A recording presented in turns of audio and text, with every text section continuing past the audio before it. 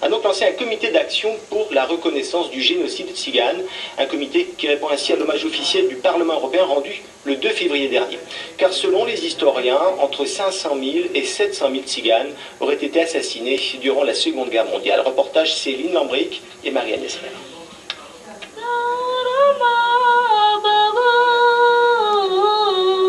Fichés, déportés, exterminés. 500 à 700 000 tziganes victimes de la folie nazie. Un chiffre difficile à déterminer, faute d'archives précises.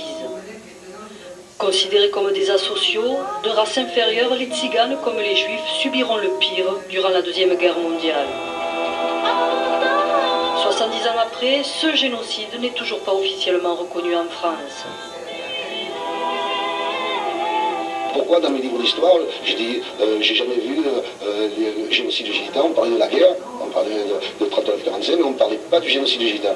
Alors, pour moi, j'ai l'impression que si on ignore une cause, c'est une forme de racisme.